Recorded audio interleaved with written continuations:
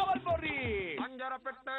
அஞ்சரை பெட்டி நிகழ்ச்சியை பார்த்து கொண்டிருக்கக்கூடிய அனைத்து நேயர்களுக்கும் வணக்கம். இன்றைக்கு ஆரோக்கியமான சுவையான உணவு பகுதியில கத்துக்க போறது என்ன தெரியுமா? வெந்தயக்கீரை வெஜ்ஜி ராப்.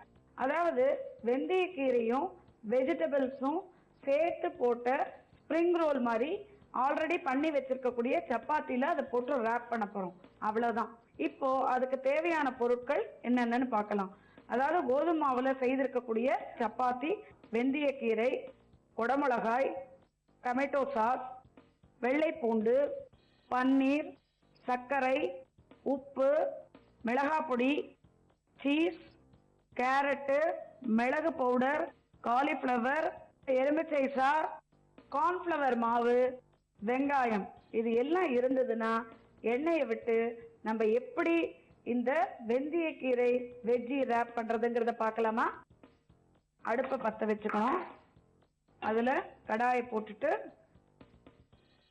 எண்ணெயை விட்டுக்கோங்க. அதுல ஃபர்ஸ்ட் கொஞ்சமா வெங்காயம். நம்ம இப்போ 2 சப்பாத்திக்கு உண்டான ரோல் மட்டும் பார்க்கலாம். வெங்காயத்தை போட்டுட்டு நம்ம இதை பிரட்டிக்கணும். பிரட்டும் போதே அதுல கொஞ்சம் வெந்தயக்கீரையும் போட்டுருங்க. குடமிளகா, தேவையான அளவு உப்பு,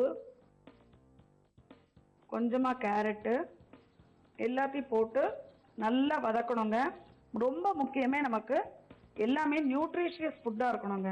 இது பாருங்க, காலிஃப்ளவர் இருக்கு இல்லையா, அதை பொடி பொடியா பிரிச்சு நல்லா நறுக்கிட்டு வேக வச்சு, அதாவது கொஞ்சம் தண்ணியில போட்டு கொதிக்க விட்டுட்டு எடுத்து வச்சுக்கணும். இது எல்லாத்தையும் சேர்த்து நல்லா வதக்கணுங்க. இப்போ இதுல கொஞ்சமா வெள்ளை பூண்டும் போட்டுக்கலாம். கொஞ்சம் மிளகு பொடி போட்டுக்கோங்க. காரப்பொடி கொஞ்சமா போடுங்க. வெந்தயக்கீரையை ஃபுல்லா போட்டுங்க. ஏன்னா வெந்தயக்கீரைங்கிறது நமக்கு ரொம்ப ஈஸிங்க.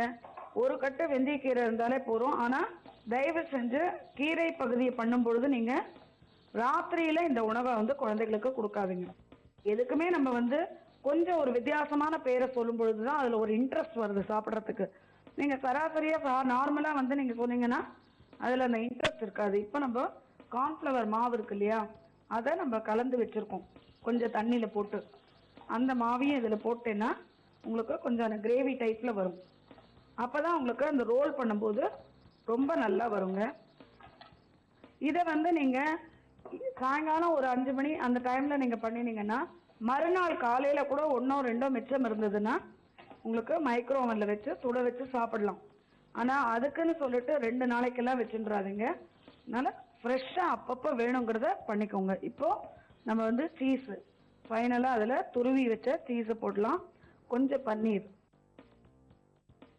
கொஞ்சம் சர்க்கரைங்க, எல்லாத்தையும் போட்டிங்கன்னா நல்லா பாருங்க இந்த வெஜிடபிள் சூப்பரா தயாராகிடுச்சு இல்லையா?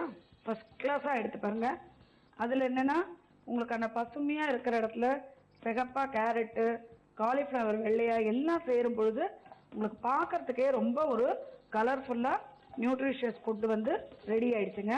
இப்போ நம்ம சப்பாத்தி ஆல்ரெடி பண்ணி வச்சிருக்கோம் இல்லையா, அதுல இந்த வெஜிடபிள்ஸை சென்டரா வச்சுட்டு அதை ரோல் பண்ணிடணுங்க. இதுல இந்த வெஜிடபிள்ஸ்ல நம்ம கேப்சிகம், கேரட்டு, பன்னீர், சீஸு, வெங்காயம், மிளகு பொடி, காரப்பொடி, உப்பு, சர்க்கரை எல்லாமே போட்டு நல்லா வதக்கியிருக்கோம். காலிஃப்ளவரும் அதுல இருக்கு. எல்லாம் சேர்ந்து ஒரு கலர்ஃபுல்லா இருக்கு பாருங்க. இதை நம்ம ரொம்ப அழகா இப்படி ரோல் பண்ணணுங்க. ரோல் பண்ணிட்டு நீங்க இதுல ஒரு டூத் பிக்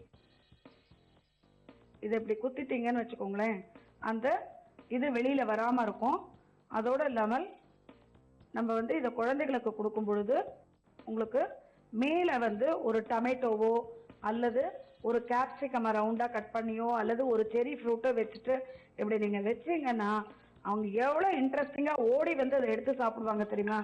இந்த மாதிரி தான் நம்ம வீட்டில் இருக்கக்கூடிய அன்றாடம் உபயோகிக்கக்கூடிய பொருட்களை வச்சு குழந்தைகளுக்கு விதவிதமான உணவை நம்ம சமைச்சு கொடுக்கணும்.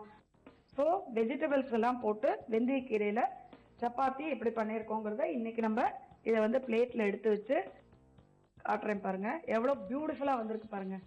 சீடமுறுக்கு அவல் பொரி பஞ்சரப்பெட்டை